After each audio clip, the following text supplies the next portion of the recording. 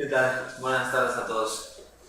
Yo soy Nacho Villencinto, soy Frontend Developer aquí en SEO Consulting y hoy vamos a dar una charla de Frontend, bueno, diseño y desarrollo de Frontend, abarcando un poco pues, los puntos principales que engloba todo el Frontend de nuestras aplicaciones y vamos a hacer una pequeña guía entre las malas prácticas y buenas prácticas que normalmente tenemos en los proyectos y algunas herramientas y librerías que podemos usar para optimizar nuestro frontend y evitar todas estas malas prácticas que a veces nos ocurren.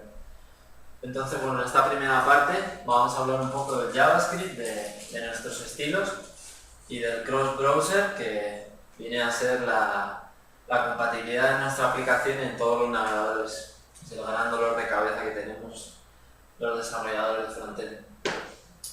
Bueno, ya veremos cuándo ponemos la parte 2, si la próxima semana o la siguiente ya os diremos. Entonces, bueno, en JavaScript hablamos de que vamos a explicar de JavaScript, estilos y el cross-browsing para proyectos bajo MVC, pero bueno, esto se extiende a otras tecnologías que usemos, pues, puesto que ya son JavaScript, CSS, son tecnologías globales.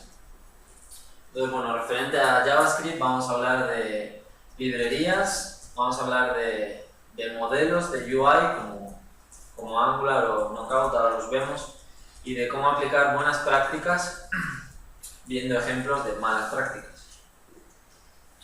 Entonces, en cuanto a librerías, cubrimos un poco distintas funcionalidades que podamos necesitar en nuestra aplicación. Por ejemplo, tendríamos el caso de Sugar, no sé cuántos de aquí han trabajado con Sugar. Es una librería de lo que se está llamando ahora azúcar sintáctico, que viene a ser utilidades extra para nuestra programación diaria en temas de JavaScript. Como puedo hacer un ejemplo súper sencillo, lo vamos a ver en buenas prácticas. Sugar nos da la posibilidad de buscar, como si hiciésemos una consulta a una base de datos, pero para un código JSON o un array, cosas así, pues en lo que hacíamos con 10 líneas de código, con Sugar lo podemos reducir a una sola. Entonces es un claro ejemplo de librería que nos va a ahorrar muchísimo trabajo. jQuery pues es prácticamente la más conocida de JavaScript, es bajo mi punto de vista esencial en todos los proyectos. jQuery es, para mí, después de utilizar muchas librerías para la construcción de grids del lado del cliente, para mí es la mejor, nos va a hacer la vida muchísimo más fácil en ese sentido. Para el tema de charting y gráficas y reportes, Google Charts. Hay más que no son de Google y también son muy famosos como Float, por ejemplo, también se relaciona con jQuery, pero Google Charts, la verdad que Google ha hecho un muy buen trabajo ahí y aunque te obligan a usar sus servidores para la representación de gráficas, está muy completa y tiene un muy buen diseño y la verdad funciona bastante bien. Y luego Modernizer, que no es una librería en sí, sino que es una utilidad que nos va a permitir, está enlazando un poco con la parte de cross-browsing, esto nos va a dar utilidades para detectar qué funcionalidades de nuestro código no funcionan en un determinado navegador y de esta forma con Modernizer le decimos al código: si este navegador no soporta esta funcionalidad, vas a hacer esto. Entonces es más una utilidad que una serie de herramientas. En el tema de los modelos que comentábamos, desde hace 2 años para acá más o menos, prácticamente, dependiendo también de la magnitud de la aplicación, pero se está haciendo imperativo el uso de un modelo, de usar un modelo de una estructura de un objeto en nuestra aplicación, en la parte de cliente. Por ejemplo, en todas las aplicaciones de formularios se está haciendo ya prácticamente obligado usar una de estas tecnologías para representar o para tratar objetos en la UI, que normalmente o comúnmente en programación siempre los hemos tenido definidos en la parte del servidor. Por ejemplo, un cliente, pues todos los parámetros que tiene un cliente, pues ahora con todas estas nuevas tecnologías que han salido, todo eso nos lo traemos al cliente para poder tratarlo también ahí. Entonces, bueno, en esta batalla sí que no vamos a entrar ahora. Un compañero, Alex seguramente nos prepara una charla de Angular, porque aquí es bastante extenso como para hacer una charla exclusivamente de esto. Y pongo Angular y Knockout porque, bueno, son con las que yo he trabajado. Aquí en Sion tenemos mucha experiencia con estas dos. No vamos a decir una o la otra porque es prácticamente opinión del desarrollador, pero sí que voy a decir que estas son las principales. Bajo mi punto de vista, si queremos usar modelos en la UI, investigar Angular o investigar Knockout. El único punto que a lo mejor sí digo es que si no tienes experiencia con modelos en la UI, empieces por Angular, porque sí es cierto que es más sencillo de implementar al inicio y seguramente asimilar el concepto sea una tarea más rápida con Angular. Y bueno, en tema de buenas prácticas, sí que si no habéis oído esto, pues es cierto que un código se lee 1000 veces más de las que se escribe. Por tanto, vamos a tenerlo en cuenta, hay que escribir bien, hay que escribir pensando en global y no solo en nosotros mismos. Sobre todo cuando trabajamos en equipo es importante escribir algo pensando en que otro lo va a leer. Y no solo que otro lo va a leer, sino que otro debe entenderlo. Entonces es importante ese punto que como nos han dicho miles de veces. ¿Vale? Entonces, en el tema de buenas prácticas, primero vemos una mala práctica, que en este caso, hablando de organización de funciones, tenemos un ejemplo bastante repetido en el que no llevamos una estructura en nuestro código JavaScript, sino que tenemos todas las funciones definidas, así en nuestro archivo, todas seguidas. ¿Qué pasa con esto? Que bueno, pues en primer lugar declaramos todo en un solo archivo, cosa que ya es problemática de por sí.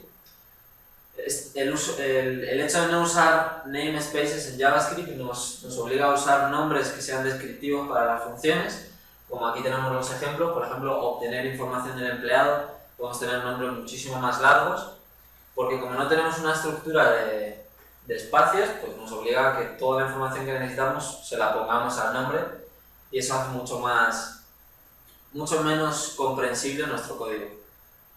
Lo que, por tanto, hablamos de que también buscar en nuestros archivos JavaScript va a ser una tarea más pesada.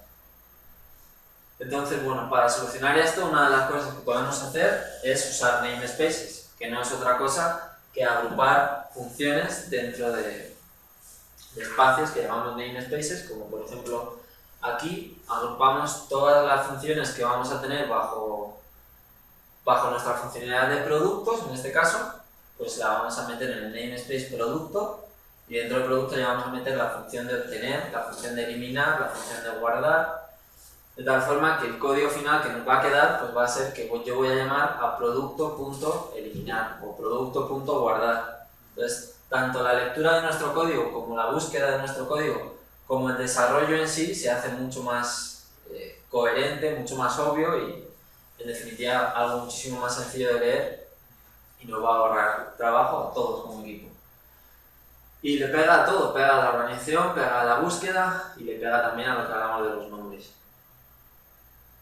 Bueno, otro tema aquí también importante es que si tú quieres tener una función que se llame guardar, por ejemplo, si no estás estructurando tus funciones en namespaces no vas a poder hacer eso, porque tendrías una sola función guardar para toda tu aplicación y obviamente no puedes hacer dos, así de que hagas más. Bueno.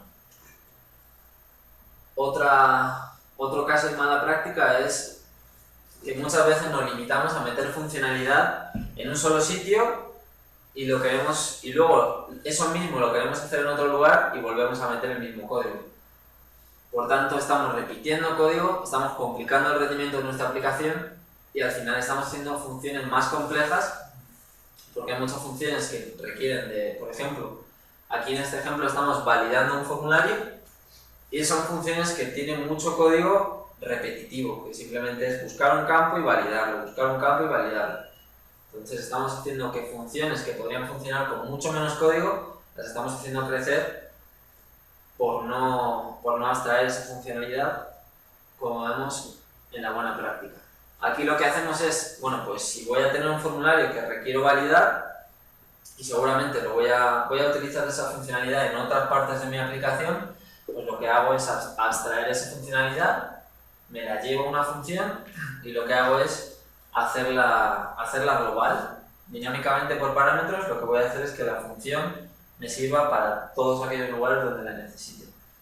Y la función que antes nos ocupaba pues, 15 líneas de código, ahora simplemente tenemos una llamada a nuestra función, le pasamos los campos que queremos validar y hacemos exactamente lo mismo.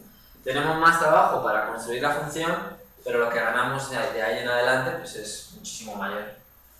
Entonces estamos programando de forma más ágil, porque ya simplemente vamos a tener que escribir una sola línea para validar todo lo que necesitamos.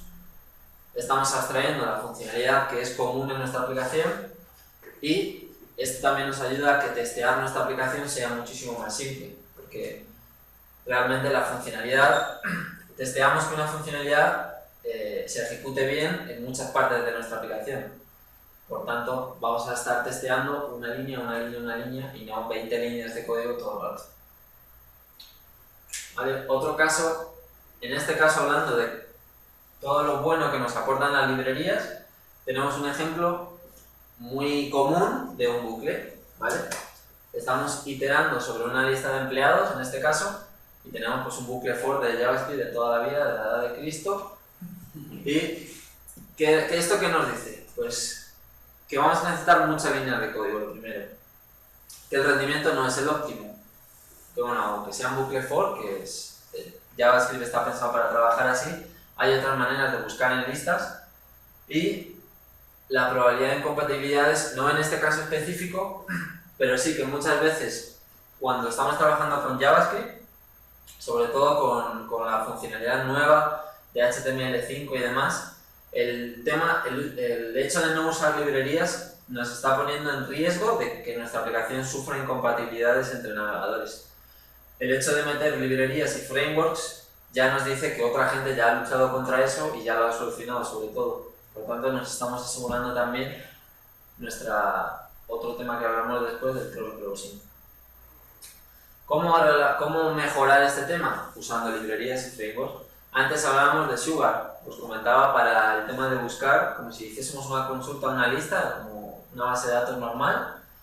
Simplemente con usar Sugar, lo que antes hacíamos en un bucle for, ahora lo hacemos con una sola línea, diciéndole que busque, además de una manera muy coherente, diciéndole que busque un objeto que tenga ese ID que yo le estoy diciendo. Entonces, en una sola línea de código, de una forma más óptima y sobre todo más legible, que nos interesa en nuestro código, que sea más legible, estamos consiguiendo lo mismo, pero ganamos un ahorro de líneas de código, ganamos asegurarnos que nuestro código es compatible entre navegadores y plataformas y lo que hablamos de que nuestro código sea más amigable, mucho más legible. Por tanto, en nuestro resumen de JavaScript debemos tener en cuenta unos puntos rápidos que serían: vamos a usar librerías para ahorrar código, vamos a utilizar, para implementar estas librerías en nuestros proyectos, vamos a procurar siempre que estén disponibles, no bajarnos la librería y meterla en nuestro proyecto, sino usar el CDN, que son los repositorios online que ponen pues, jQuery. Google tiene su propio CDN donde nos suben un montón de librerías como jQuery, Sugar y demás. Vamos a usar siempre repositorios CDN. Vamos a tratar de extraer la funcionalidad común para reutilizarlo en nuestra aplicación. Vamos a usar loaders para que el usuario sepa siempre qué está pasando con la aplicación. Organizaremos el código en namespaces. Lo mismo con los ficheros, no vamos a tener toda la funcionalidad de nuestra aplicación en un solo JavaScript, vamos a organizarlo también de forma inteligente según la funcionalidad del código que contengan. Vamos a utilizar JSON, esto es muy importante. Utilizaremos JSON para enviar y devolver información entre funciones, incluyendo los parámetros de las mismas, porque es muy común ver funciones que sean eliminar empleado y ves que te están pidiendo como parámetro id de empleado, nombre empleado, email del empleado, si tiene hijos, dónde estudió, todo en los parámetros de la función. Bueno, pues ahórrate todo eso y pásale un único parámetro que sea empleado, pero que sea un objeto JSON, donde tú ya vas a acceder a toda la capacidad, a todos los parámetros que necesites. Esto tanto con nombres como con funciones, puedes pasar una función por parámetros y todo eso. No asignes eventos en el HTML, una práctica de las más comunes. Llévatelo todo al código de JavaScript, incluyendo los binding, del click, del focus, todo te lo llevas a JavaScript. Y vamos a evitar usar variables globales para no caer en errores tontos de que declaras una variable global con cierto nombre y luego con ese mismo nombre lo vas a usar en una función concreta y no te funciona la aplicación. Y pierdes esa tarde y te vienes a trabajar el fin de semana porque no sabes qué está fallando y resulta que en otro archivo es que ya estabas declarando ese nombre. Entonces vamos a evitar siempre eso. Pasamos al tema de las hojas de estilo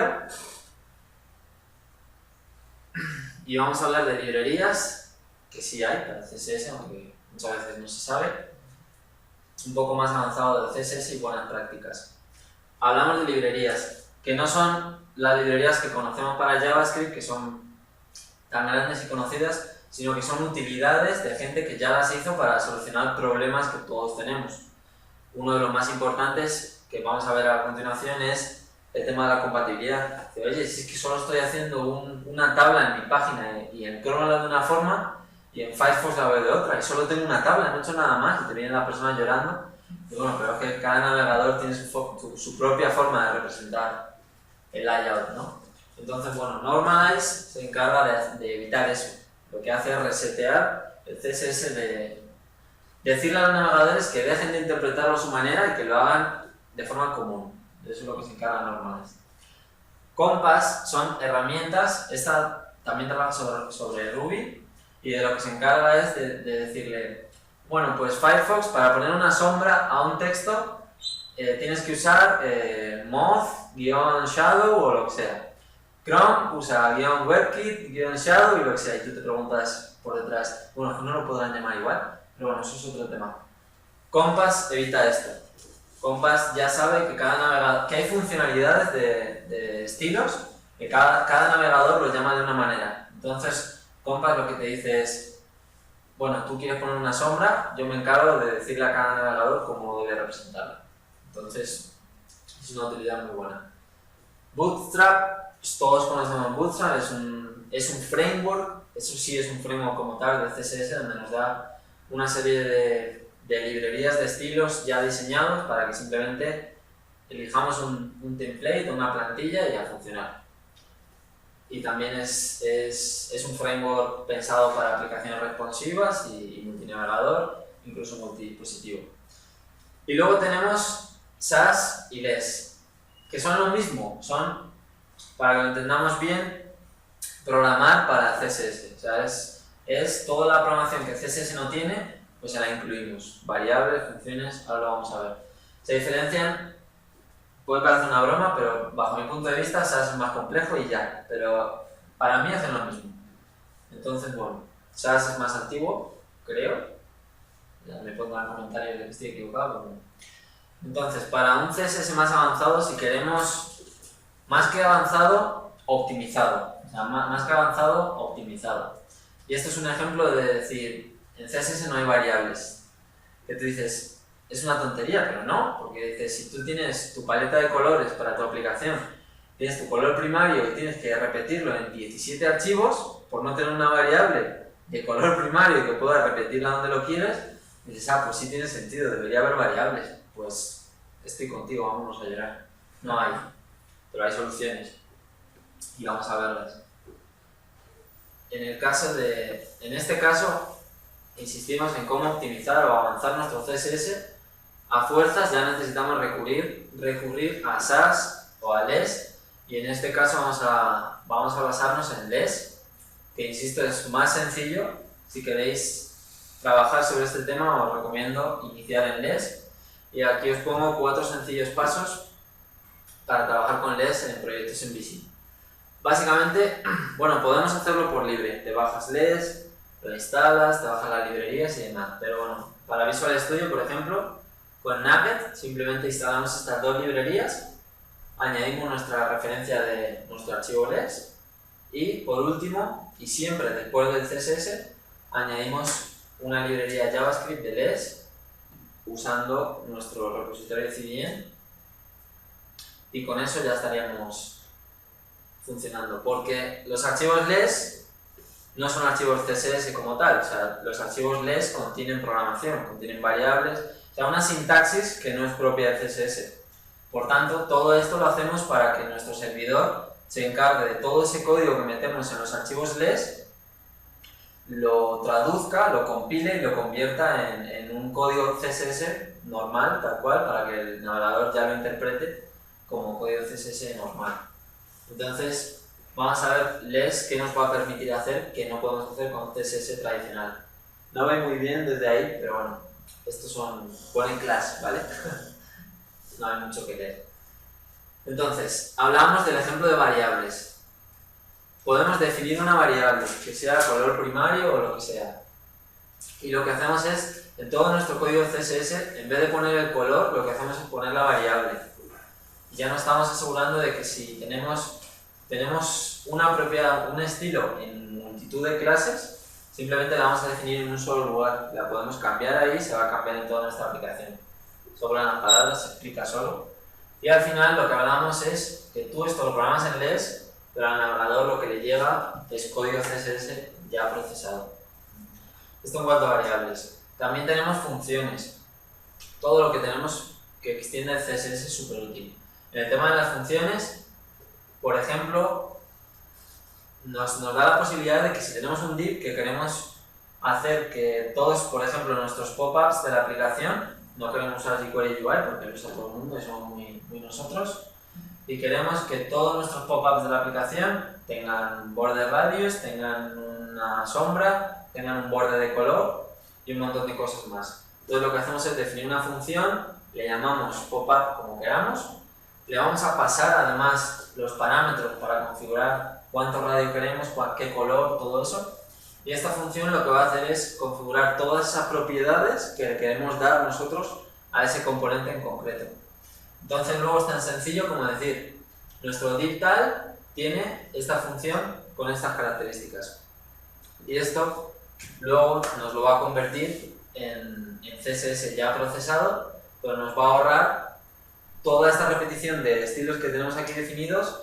Si tenemos 20 divs de esos, pues tendríamos 20 por n líneas que tenga nuestra función y imaginaos todo el código que nos estamos ahorrando.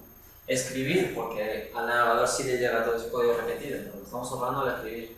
Esto lo digo porque ya hablaremos luego del tema de rendimiento. Pero bueno. Tenemos operaciones matemáticas que en el CSS común de la calle solo tenemos en la propiedad de calc, la más útil del CSS para mí, para los layouts responsivos sobre todo. Un ejemplo rápido es que con la función de calc tú le puedes decir, quiero que mi cabecera de mi página me ocupe el 100% y estoy trabajando en un porcentaje, el 100% del ancho de mi pantalla menos 10 píxeles de margen que yo le quiero dejar. Y tú eso lo escribes así, le dices 100%, un porcentaje, menos 20 píxeles. O sea, estás trabajando en 2 unidades. Eso solo lo puedes hacer con calc en el CSS normal. Pues LESS lo extiende a todo. Con LESS puedes hacer operaciones ya donde quieras y bajo cualquier propiedad que quieras. Entonces, por ejemplo, pues podemos tener definidos anchos o altos o propiedades de nuestro código en variables o en funciones y utilizarlas con operaciones matemáticas a lo que queramos. Y por último hablamos de la importación. Un ejemplo que pongo aquí es que, por ejemplo, tenemos nuestro fichero de assets, donde tenemos todas nuestras imágenes, nuestros iconos, colores o cosas así, y lo queremos usar en otro archivo LESS, pero lo que yo en ese archivo, si mi color primario es azul, quiero que en este template de NGCAP sea rojo. Bueno, pues también nos da la posibilidad de extender sobre propiedades que haya en otro archivo, por ejemplo aquí, extender variables y modificarles el valor para lugares específicos de nuestra aplicación. Y la importación. Esto es necesario por si queremos usar variables que tenemos en un archivo LESS, las queremos usar en otro archivo, debemos importarlo para poder usarlo.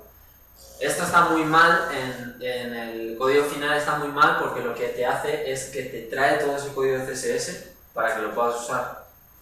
Pero bueno, al final lo que nos interesa es escribir CSS de forma más cómoda y reutilizar mucho más código, que es el principal problema de CSS, y esto nos lo permite. Vale, entonces, con el tema de los estilos, vamos a ver que siempre deberíamos resetear nuestro CSS con el ejemplo de Normalize y ahí dejamos de preocuparnos de que cada navegador pinte las cosas como le apetece. Vamos a separar, igual que con JavaScript, nuestros CSS según su funcionalidad. Las imágenes que subamos a nuestro sitio, vamos a darles también nombres descriptivos siempre que podamos, porque a diferencia de JavaScript, CSS que intervienen imágenes y demás, sí están interviniendo factores como el posicionamiento de nuestras aplicaciones, y para eso sí es importante que las imágenes sean descriptivas y todo eso. Vamos a usar sprites y los gestionamos también con hojas de estilos para sprites. Sprites es básicamente que si tú para tu aplicación usas 50 iconos, no tengas 50 imágenes con cada icono separadas, sino que tengas una sola imagen con todos los 50 iconos dentro, y lo que haces es por CSS asignar la posición del background a cada icono y estás cargando una sola vez lo que antes cargabas en 50 o las veces que lo llamases. No debes usar imágenes como textos o como fondos de tu aplicación, muy común en páginas web antiguas. Utiliza, en cambio, en su lugar utiliza tipografías online, que además le va a dar a tu página bastante originalidad, porque aunque ya llevan tiempo en la web, no mucha gente las utiliza. Seguimos inundados de nuestras Arial, nuestras ventanas y cosas así. Utiliza colores planos y degradados en lugar de imágenes. CSS3 ya está aquí. Ya podemos usar sombras, ya podemos usar degradados sin ningún problema. Es mejor apuntar los selectores de CSS, siempre es mejor usar class que apuntar a IDs. Principalmente porque los IDs vamos a usarlos para JavaScript. Si no los necesitas en JavaScript, trata de no meterle IDs. Bueno, para testing sí, los cuales me comen si no los jugas. Porque ellos sí que son buenos para testear, sí es bueno ponerles IDs a las cosas en el DOM. Pero bueno, en CSS, selectores, vamos a usar siempre class que podamos.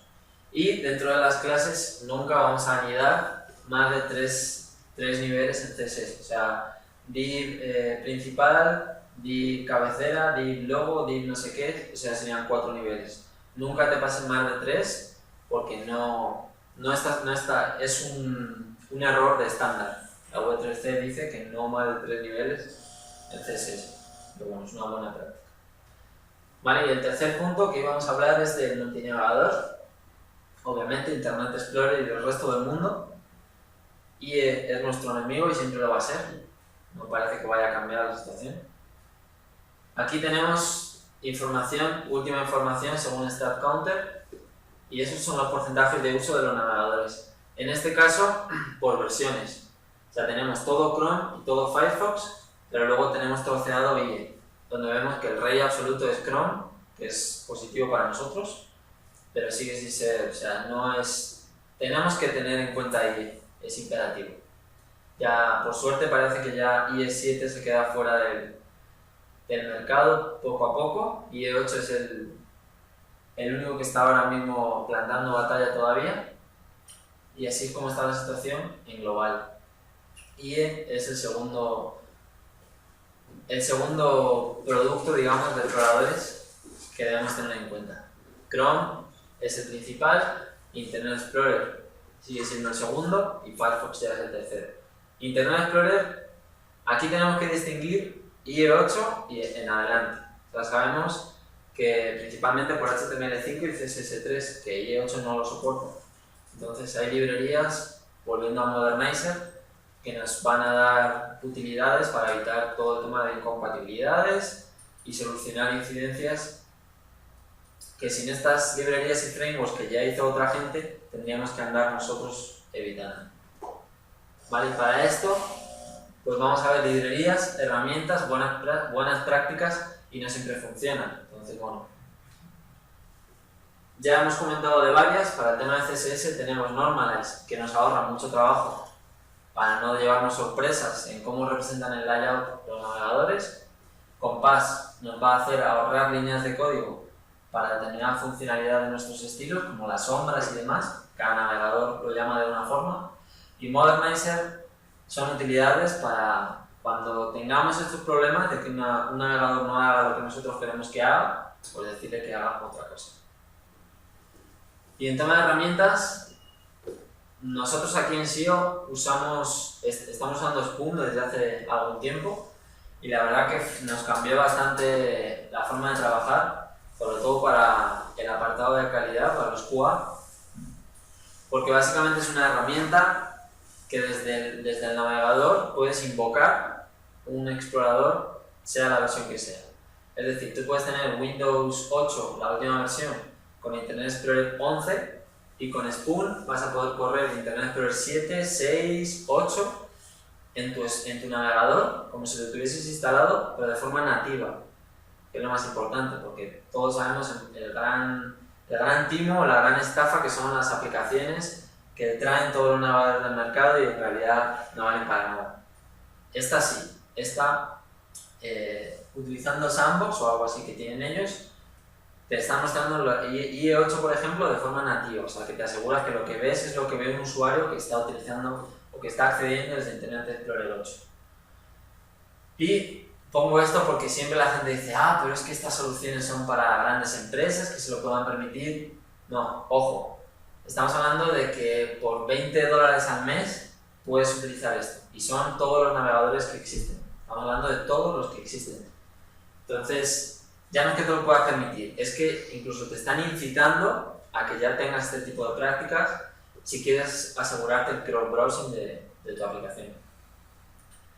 Y aquí hablamos de que soporta todo. Soporta estos 8 navegadores de forma gratuita, en el caso de Spoon, con las últimas versiones, y ya luego versiones anteriores, como por ejemplo IE 7, 8, 9, todas las versiones de Firefox y de Chrome, también Opera, todos.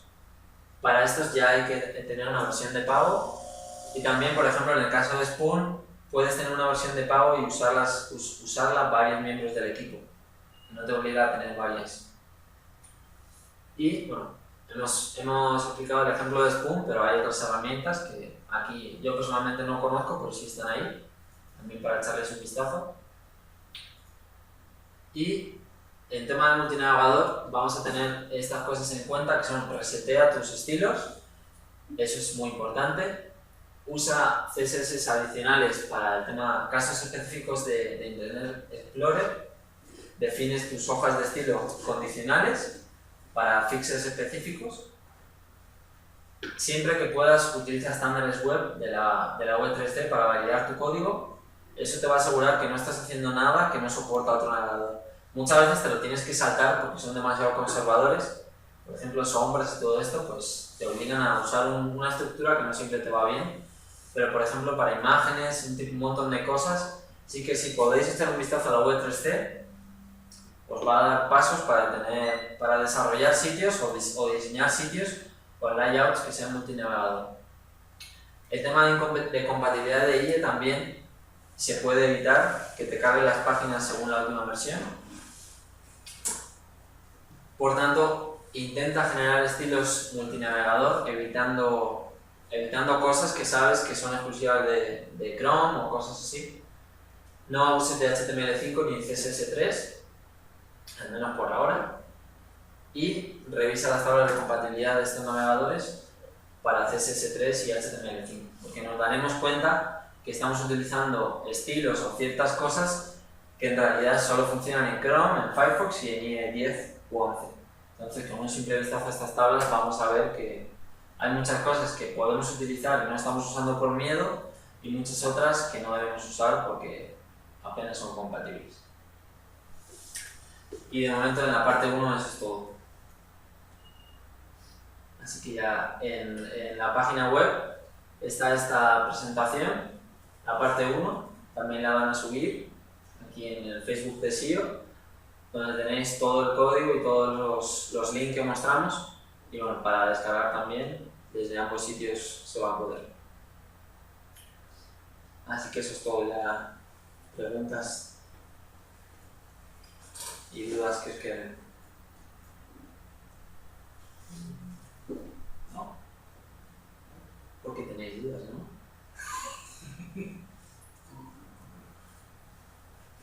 ¿Me he explicado bien o tenéis dudas? Todo bueno. Por ejemplo, en el mercado, ¿hasta dónde se debe dar compatibilidad? Porque, por ejemplo, hay tal vez algunas empresas que tal vez tienen sus clientes que aún tienen Internet Explorer, no sé, hasta un 6, que todavía puede haber un 7, ¿hasta dónde se está obligado a dar soporte ahorita? ¿Hasta dónde crees? Hasta lo que te obligue el cliente, ¿sabes?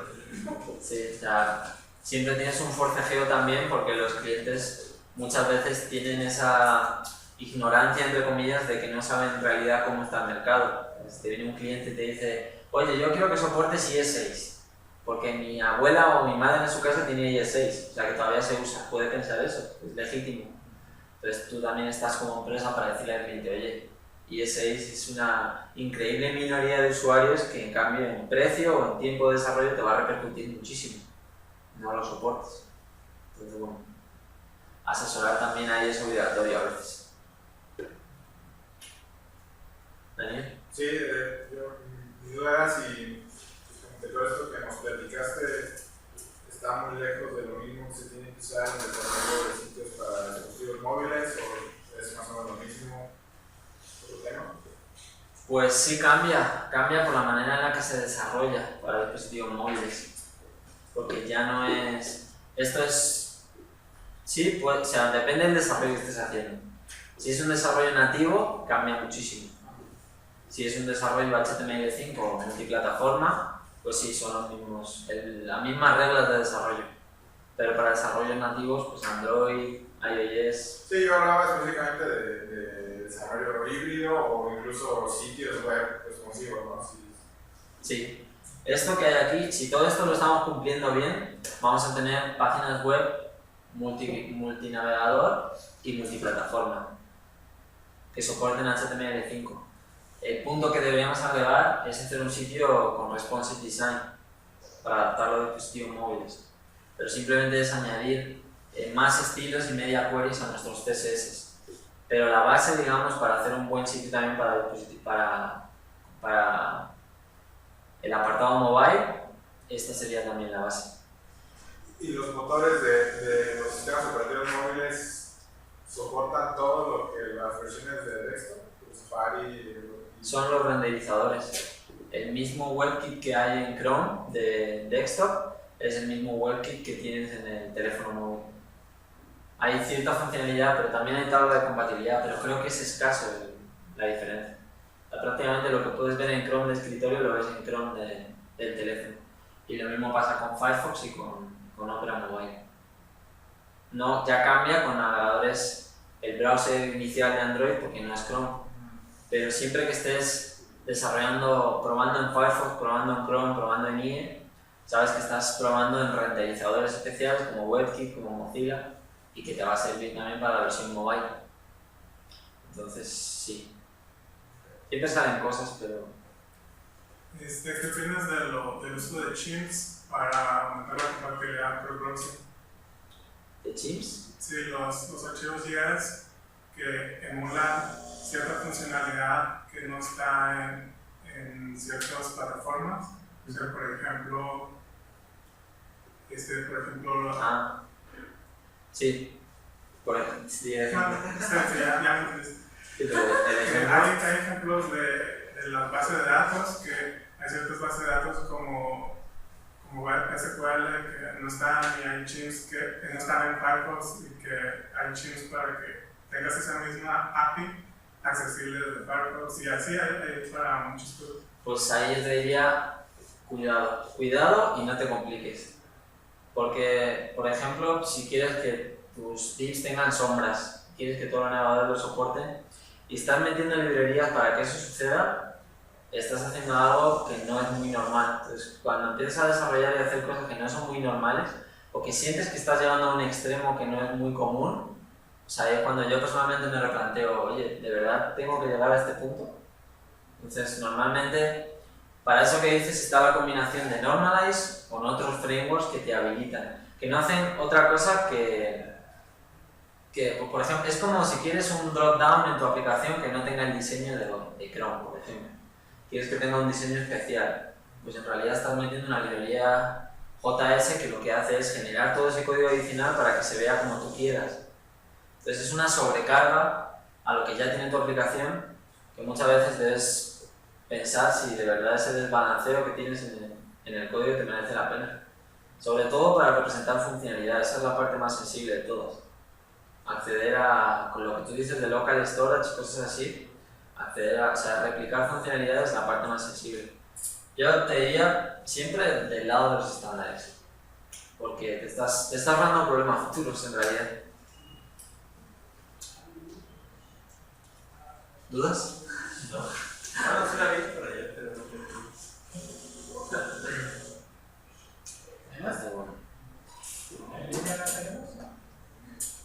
Bien, Gente tampoco. bueno,